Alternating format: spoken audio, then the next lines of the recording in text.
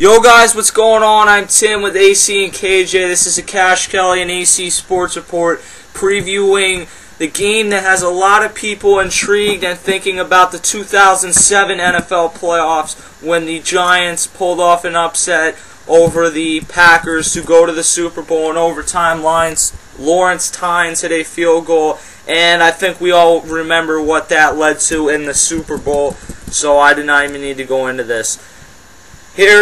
Now, this is another matchup. 3 of the 4 matchups this week have already played in the regular season. I think that this is the matchup that's actually the most telling, because if you look at when the Texans played the Ravens, they didn't have T.J. Yates playing. Foster wasn't going. When you look at when the Broncos played the Patriots, I mean, Tebow just did not have a very good game, and there's a lot of different things. This game, to me, I don't see a lot being different from the original game when these two teams played. When the Packers won 38-35 at that time, I think that put them at 12-0, and it put the Giants at 6-6. And really, at that point, it looked like the Giants were not going to make the playoffs. Let me just run through a few of the biggest stats in this game. The first time these two teams met, Aaron Rodgers was 28 of 46, threw for 369 yards, 4 TDs, and he did throw a pick. Rushing-wise, Rodgers also led the team in rushing, and that is something that they cannot allow to have happen. Ryan Grant, if he doesn't get it done, they got to give the ball to James Starks. They're going to have somewhat of a rushing attack in this game. Obviously, the Packers are on a rushing team, but they're going to have to get something going. Jermichael Finley had a big game the first time these two teams met, 6 catches for 87 yards. Greg Jennings also had a touchdown, 7 catches for 94 yards. On the Giants side, Peyton Manning was the Giants would win the Super Bowl if they had Peyton Manning. Eli Manning was 23 of 40 for 347 yards, 3 TDs and a pick. In the games like this are why myself and a lot of people feel like Eli Manning really took that next step. If you want to call him an elite quarterback, whatever, I don't know what to call him, but he's really stepped up this season. And this was the type of game where he really showed that he could come up big in a big game. Obviously, they didn't end up winning because Crosby hit the field goal late to win, but he had a very nice game. What they're going to have to do is they're going to have to get a solid running game. 8 runs for 59 yards for Brandon Jacobs is alright. I mean, 8 carries, what are you supposed to do with that? That's almost 8 yards per rush average, I think. So they're going to have to hand the ball to him. Ahmad Bradshaw, on the other hand, 11 carries for 38 yards, one of the most disappointing players this season. He did seem to come on later in the season, so who knows.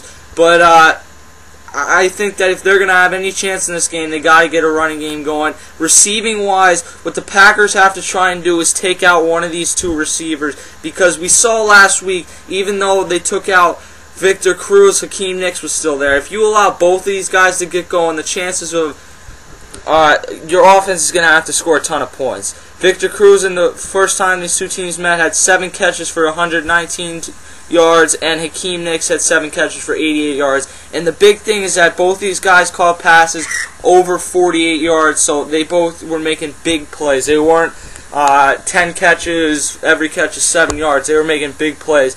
AC, what do you see happening in this game? I think this is a really interesting game because you're talking about 2 teams that can score a lot of points, and they can also give up a lot of points too. I think the biggest thing for me in this game is the Giants getting pressure on Aaron Rodgers with their 4-man rush. If they can do that successfully, I think they have a big advantage in this game. And if they can get some hits on Aaron Rodgers, that's even better for them. That being said, though, I'm not completely sold on the Giants. They had a rocky regular season. They did look good last week against the Falcons team that I still thought and still think is very overrated. But I do think the Packers will win this game. It's going to be closer than a lot of people think, though. Yeah, and Justin will join us in a second. KJ, what do you think happens in this game? I think this is going to be a good game. I think that, especially with a couple weeks ago, these 2 teams just playing and it being a very close game, like you said, Tim. I think this game is going to rely on a lot of the running games of both teams. I think that the Giants can get a running game going, they're going to be able to keep the ball longer. They're going to be able to keep the ball away from Aaron Rodgers, and that's the key. Keep the ball out of Rodgers' hands, and you have a chance. And I think it's also, if they stop the run of Green Bay and force them to throw, which is not always work, because Aaron Rodgers can light you up no matter what. But I think if they can do that, and they can slow down the receiving, and at least stay close in the game, I think they can pull out a victory at the end. I'm going to choose them to win the game, and I'll give you my prediction on the score later. But I think that's going to be a really good game, and it has a lot to do with the running and really just stopping Aaron Rodgers. And if you can do that, then you have a chance. All right, Justin, what do you think about this?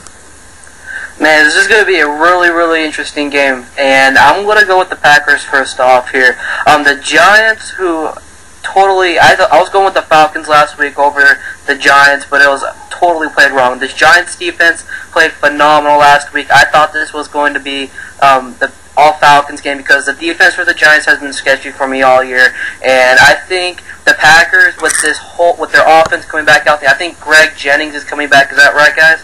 Yeah, Greg Jennings will be back for this game, and I think what he means by the Giants' defense has been sketchy is obviously their defensive line has been stacked with Jason Pierre-Paul and guys like that, but their secondary has not exactly been impressive. Yeah, and with Aaron Rodgers getting all of his players back, all his receivers back, it's going to be another field day for Aaron Rodgers in the Pack. So I'm really going with the Pack in this one. I think Aaron Rodgers is going to have a big game, probably around 200 to 300 yards. I'm going to put it between those two. And it's just going to be a great game for the Packers. The Giants are going to have a down game, and Eli Manning is going to be under a lot of pressure by Matthews and guys like that, B.J. Raji. So expect that to go down in this game, but I am going with the Pack in this one. By the way, new discount double check commercial with B.J. Raji. Anyway, I think that I disagree, Justin. I think that this is going to be a shootout with both of these teams. The Packers' defense has not been that good this year, and the Giants' defensive line is great, but the rest of their defense is average.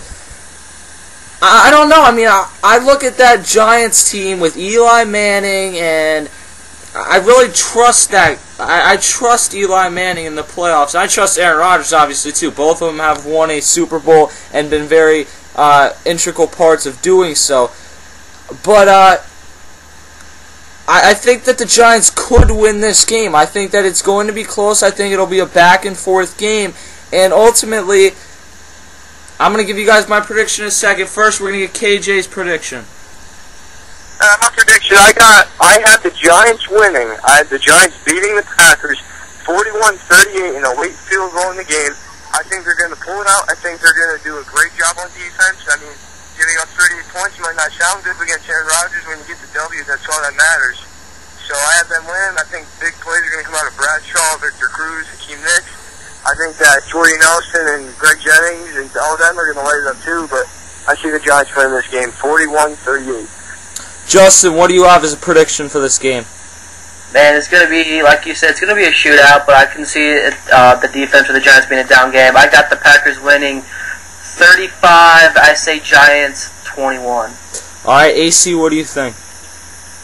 I'm going to go Packers in this one, in a close one, 35-30. Yeah, I mean, I see it being close, and I do see Ahmad Bradshaw and Brandon Jacobs having decent games. But the Packers are just too good. Aaron Rodgers, to me, is the best quarterback in the NFL right now. Either him or Tom Brady. And Drew Brees is obviously in the mix, too. But I think that those are the two best in the game right now.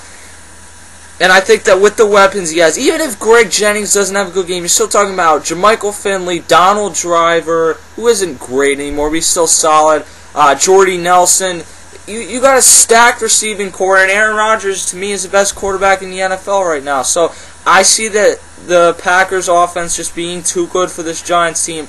I'm going to go 30-24 in this game, and I think it will be a good game throughout the game. So I'm Tim. We got AC, Justin, KJ here. Follow us on Twitter at CashKellyNAC, Facebook.com/CashKelly and ACSR, and YouTube.com/Mr. Kelstar. We'll catch you guys later. Leave us your thoughts and check out our thoughts as these games go down this weekend. We'll #deuces.